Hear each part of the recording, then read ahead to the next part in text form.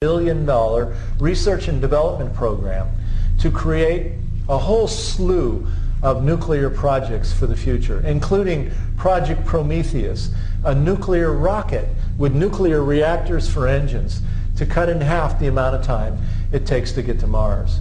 And so what we are now witnessing is that NASA and the Department of Energy and the Pentagon are working together to move nuclear power into space. Returning to the book Military Space Forces for a moment, in that book, the author tells Congress that fundamentally none of these plans for space will work without nuclear power. He says nuclear reactors thus remain the only known long-lived compact source able to supply military space forces with the kind of multi-megawatt power they're going to need. Larger versions, he says, of these nuclear reactors could provide power for things like space-based lasers, neutral particle beams, mass drivers, and railguns. Nuclear reactors, he says, must support major bases on the moon until better options, yet identified, are found. And I think very interestingly, he says this: safety factors rather than technological feasibility will remain the principal impediment to nuclear power in space unless officials can convince influential critics that risks are acceptably low. In 1989, I organized a demonstration at the Kennedy Space Center in Florida, one of many that I've done over the years. What made our demonstration that day particularly important, though, was our keynote speaker, former Apollo astronaut Edgar Mitchell, one of the early moonwalkers. And in that demonstration, Mitchell said that we cannot allow the Pentagon to put weapons in space. In fact, he said we can't even let them test weapons in space, because even the testing process will create so much more space junk, orbiting debris in space, that we will not be able to get a rocket off the planet Earth, because we will create essentially a minefield surrounding the planet, and that we will be entombed to the Earth below. If we have a war in space in the vicinity of the Earth, it will be the one and only. There will never be a second war in space, and let me tell you why. It only takes a simple calculation to determine this, and all aerospace engineers know what it is. It's been studied many times. You do not need but a few million pounds of matter in space, broken up into tiny pellets, 1 gram size, to make the near regions of space totally uninhabitable from the debris. Space is the most environmentally sensitive area we have around Earth. On the oceans, a beer can sink to the bottom, be covered over with silt, and in a few generations will return to the Earth. It'll disintegrate. A piece of space junk, if it's in an orbit that doesn't intersect the atmosphere, will stay there forever. There is no way to clean it up. We explode a few pieces of equipment up there. 8 million pounds, that is the size of one Saturn Apollo launch vehicle, what I went to the moon on. You break up 8 million pounds into 1 gram mass and let it distribute throughout the first 1,000 kilometers of space. And no spacecraft can survive in space more than a few days. Future generations will be precluded from using space at all. And being able to get out to deep space, it will be like swimming through a piranha-filled river or running through a hail of bullets to get into outer space. It doesn't seem sensible to me that in the first 100 years of using that environment, presumably for our betterment, we take decisions and commit acts that preclude all future generations from a proper use of that environment. Come to find out today, there are over 110,000 pieces of space junk orbiting the Earth at 18,000 miles an hour.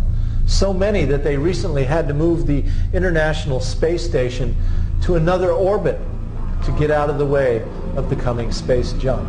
The space station that originally was going to cost taxpayers $10 billion and now today is now costing us $100 billion could have been smashed to bits by this space junk. But also we know today that there are 34 nuclear reactor cores orbiting the Earth below, launched there by the United States and the former Soviet Union all the way back to the early 60s when the space program began. These nuclear reactor cores are powering military satellites orbiting the planet. But several of them have fallen back to Earth, including a terrible accident in 1964 of a U.S. military satellite with 2 pounds of plutonium on board. It was called SNAP 9A. It burned up on re-entry, spreading the plutonium globally to be ingested by the people of the Earth into our lungs and to be passed on through our reproductive organs for generations after generations to come. One of the founders of uranium, Dr. John Goffman at Lawrence Livermore Labs in California, studied that particular accident and believes it's one of the major contributors to the increased cancers around the Earth today. And now the Bush administration is contemplating a dramatic escalation of the launching of nuclear materials into space. Mars missions with little rovers driving around powered by plutonium-238, nuclear rockets, and nuclear-powered mining colonies on the Moon and Mars and other planetary bodies. And what about the laboratories at the Department of Energy labs across the country as they're fabricating these plutonium devices? Will we see a growing contamination at these laboratories and amongst the workers? Well, the answer is absolutely yes. And in fact, in 1997, when Cassini was launched, and our organization organized a global campaign against the launching of 72 pounds of plutonium-238 on board the Cassini spaceflight. We found out that between 94 and 96 at Lawrence Livermore Labs in New Mexico, there were 244 cases of worker contamination reported as they were fabricating the generators for the Cassini mission. So it's not just some theoretical possibility that there might be an accident on launch that could cause contamination.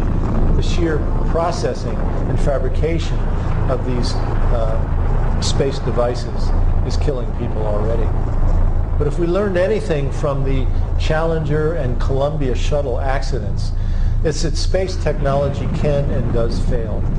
And as we all witnessed on television, that wide debris field as the Columbia burned up on re-entry, this should be a warning to us that launching nuclear power in space could contaminate massive, massive parts of this country or another country on this Earth.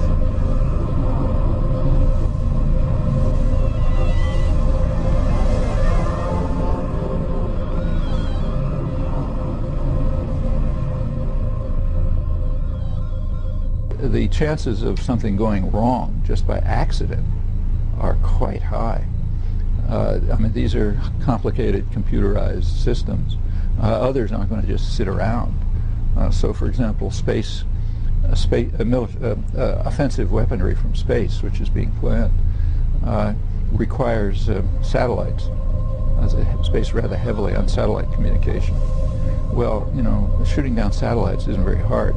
It's a lot easier than stopping missiles. I mean, you know where the satellite is, and you know where it's going, and so on. So anti-satellite weapons are kind of a poor man's weapon. And there's very little doubt that potential targets like China will be developing technology. We're asking them virtually to develop technology to destroy our satellite system. So far that's been immune because of the observance of the Space Treaty. And then there's going to be other reactions. I mean, they're going to increase their development of weapons of mass destruction as a deterrent, probably increase terror as a deterrent, because there aren't a lot of alternatives. And